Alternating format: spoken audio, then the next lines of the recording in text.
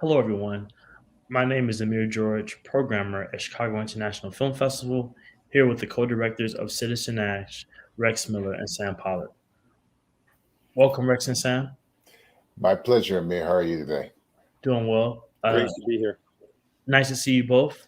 I really enjoyed the film. I want to start off with a two-part question. How did you two come to collaborate on this film, and what interests you both in telling the story about Arthur Ashe? Rex, you should go first. Okay. My involvement came about because I made a film a few years ago about Althea Gibson. And it turned out that my mom had played Althea back in 1958. And my mom was a brown-skinned Jamaican woman, and they played at the Marion Cricket Club, a segregated, exclusive club outside of Philly. That kind of led me to look into Althea's life. And when that film was done, I got a call from someone who said, hey, my father was a Life magazine photographer, and we have 41 rolls of film from 1968 when Arthur Ashe was playing in the U.S. Open, and nobody's ever seen these photographs. You should make a film. Well, 5 years later, the film is done, but Sam came on during the project and really helped steer the ship home. So grateful for that. You know, I've known Rex for a few years because he has done some work with me. He's a wonderful cinematographer. And when I heard about this project, it had, he needed some help to sort of get it across the finish line. I wanted to be completely supportive of him and his vision. I know he's a tennis aficionado, and I love tennis myself. So this was like, a joining of two, minds who basically loved the world of tennis, and we both had revered and respected Arthur Ashe. So I was very happy to get on board to help him get it across the finish line. Yeah. And I'll just say one last thing about my personal connection to Arthur. In 1968, when I was 6 years old, I was at the match where Arthur wins the U.S. Open, sitting there by myself because my parents had to go to work on that Monday. But that's a whole other story. But I just felt a personal connection and grew up being a tennis player and played college tennis, and the opportunity to do a tennis film about the great Arthur Ashe, that's kind of a no-brainer for me. And telling such an important story of Arthur Ashe, what was some challenges that you all faced in the making of the film? I would say that the biggest challenge was to try to make sure we had Arthur's voice, it's a strong presence in the film. And, it was wonderful that Rex had been able to find those audio tapes that had been done when Arnold Rampersad had done the book with Arthur. And like all filmmakers, Rex was tenacious and wanted to find out if those tapes existed, and he found out they existed. And I think that's one of the treasures that makes this film come to life, to really hear in Arthur's own words the trajectory of both his tennis career and his sort of personal activism. Yeah, and I think for me, getting this project kind of up and running, having Arthur's wife, Jeannie Matusame Ashe, involved from the beginning as a producer, as a supporter. She always said, I'm trusting you to go tell the story. I just want to help you get it right. And she had never come on board a film before. So that was quite an honor and a little bit of good pressure. How do you all think that the legacy of Arthur Ashe has influenced a younger generation of athletes? I would say that for this younger generation of athletes like Naomi Osaka and Coco Gauff and others, it's an opportunity to see that, here was a African American tennis player in the 60s and the 70s who understood the importance of taking a stand and speaking out. But he wanted to make sure he did it in his own way. He wasn't going to be like Muhammad Ali or Jim Brown or even Harry Edwards. He was going to do it the Arthur Ashe way. I think it's something that you can take away from what Arthur did, that these young tennis players can see and say, we want to do the same thing, but we want to do it with our own voices, our own way. Rex? Yeah, I just echo that. I mean, he said it all. You can't sit and watch the world go by. And he always said, you have to get off the sidelines and start where you are, use what you have, do what you can, but don't do nothing. Can you all talk a little bit about y'all's editing process? Well, let me start, and then I'll hand it over to Sam, because he really, truly took a whole big, amount of material, and different editors have been involved, and he streamlined it and brought it in. But at the beginning, it was like trying to find the best material that we should go from, and then trying to get a handle on it and harness it into a story. How much do you tell? We wound up not being able to tell everything, but I feel like we got to the essence of it. And again, having Arthur's voice be the center of it was everybody's goal. And then it's just a question of chiseling away. Well, that's exactly right. I mean, when you're going into the world of making documentary film, one of the most important things to do is to really build the archival resources. You know, find every element that you can, both audio and visual, you know, written material, everything. And Rex had done that. There was a massive amount of material that we had to go through.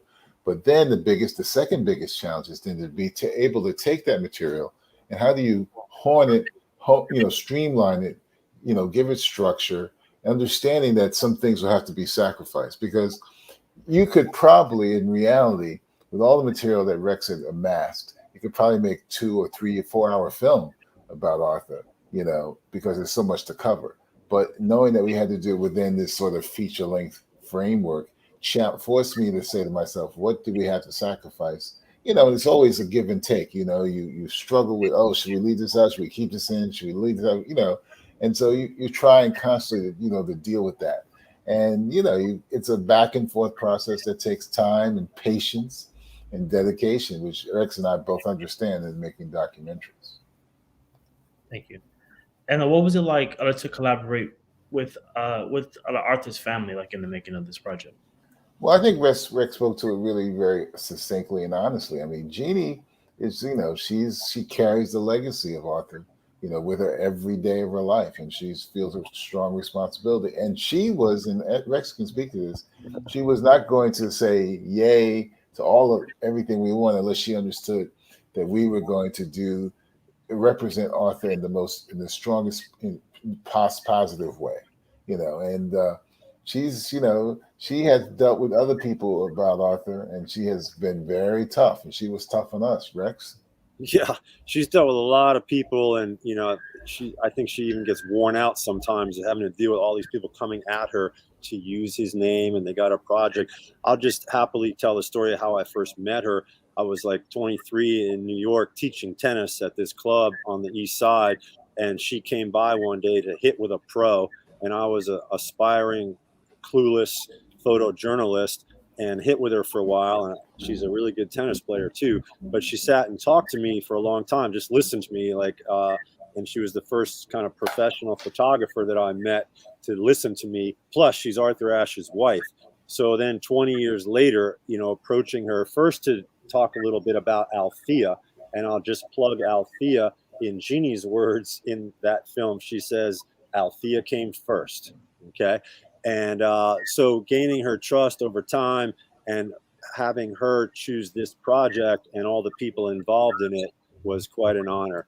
You know, and Johnny, I just say Johnny's amazing in the film, but he also carries that responsibility of upholding his brother's legacy and was incredibly supportive and involved in this project.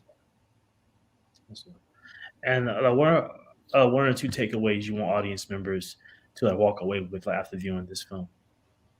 Well, I would say this: the first takeaway is that this film really lets people into the world and understanding how important Arthur Ashe was as an African American in the world of tennis in the 60s and the 70s. I mean, he was the number one, the first African American to win the U.S. Open. He's the first to beat win Wimbledon, the first to win the Australian Open, and we haven't really seen that from the men's side of the game. You know, since.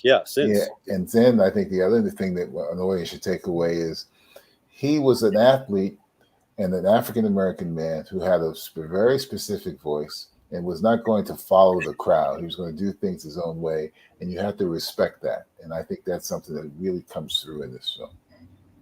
Yeah, same from here, and also that you have to get involved if you have a platform to use. And again, it doesn't. As he said, I'm not a rock thrower. I'm not a shouter, but I'm also not going to sit by and let things go on. So get involved, even in the smallest way, and find your own voice. Right. And thinking about the impact that Arthur had, and seeing how he seemed to be like reluctant in the beginning of speaking out, can you talk about why do you think that was? with Arthur, like why you felt. I got to jump in on that one. He was a young black man living in the South, the capital of the Confederacy, in the 40s. And he was the same age as Emmett Till. So when he saw that, he knew he had to go quietly. And again, in his words, he was, in terms of tennis and people of color in the world of tennis, as he said, I was the raisin in the rice pudding. So I couldn't be a rock thrower. I had to go one step at a time. And he said, you know, when I went out to go play international tennis, it's a new world. And it took time to find his grounding, find his footing. And he was very cautious and very pragmatic, one step at a time. And then in 1968, things were just, you know, shit was hitting the fan, so to speak. So he won the championship, the US Open, and then he had a platform. And then because of that timing, his legacy has lasted. He didn't flame out. Is there any potential for you all like to collaborate like in the future again? There's always potential. Sure. If you'll have me. There's always potential. I mean, you know, we both respect each other's talent, and we've worked together before this film. So, you know, there's always potential. I mean, you know, this has turned into a wonderful, wonderful, you know, experience. You know, Rex would say this like I would say this. Who would have realized that we would be getting such accolades and applause? You know, we thought the film would be nicely, reviewed, but it's been wonderful. It's been people really respond to Arthur. I mean, I think that speaks to how timely his story is. Yeah, it's been wonderful. Yeah. Been a wonderful rollout. You know, we got some really, really, very strong positive reviews out of Telluride. And from audiences, you know, audiences. Yeah. And Rex just came back from London. You know, this film is doing a nice little run. It's you know, I'm always cameraman for hire first. So people out there, I'm ready. And just to dive a little bit more about Arthur's legacy, can you talk about more about the impact you feel that like he's had on the world since his passing?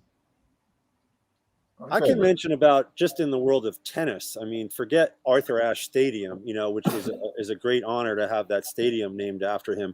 But Arthur in 1969 with his friend and teammate Charlie Passerelle started the National Junior Tennis League as a way to bring tennis and education to the grassroots underserved communities around the country. And this 51 years later, there's 350 or whatever it is, it fluctuates, local organizations in NJTL. And I forget how many kids, you know, hundreds of thousands of kids have been through that. James Blake went through that program. It's produced a few champion players, but and it's sent a lot of kids to college tennis teams, and a lot of other kids. It's just opened the door to tennis while emphasizing education in Arthur's name. So that alone in tennis, you know. Just bringing it back to more of a personal impact on you all. What do you think that has been for you all as I collaborate on this project, more like a personal impact of Arthur's legacy? Well, yeah, I would say this, Amir. I mean, I feel very strongly that as an African American filmmaker, it's a responsibility to tell our stories, and I've been very fortunate to have that. Been able to fulfill that responsibility with my August Wilson documentary, my Sammy Davis documentary, my Marvin Gaye documentary. And this is in line with what I believe is important in terms of documenting our stories. And here's another opportunity to tell the story of someone that people in some places have forgotten about. And now it's sort of a resurrection to me of Arthur Ashe and how important he was, both as a man and as a tennis professional. That's really eloquently said. I'd kind of echo that, but about the privilege that I feel of being able to contribute to telling important stories, period. Certainly people of color and other underserved, figures from underserved communities. On the personal level, as a filmmaker, this particular project, I learned a lot about perseverance, and patience. Every documentarian can relate. Things don't always move quickly when you want them, but then if you really persevere and have a definite goal in mind, you can get there, and the right people will materialize to help you. Thank you both for your time today. Thank you, Amir. Take care, Rex. Be good. Hello, man. Chicago. Thanks, Sam. Be good.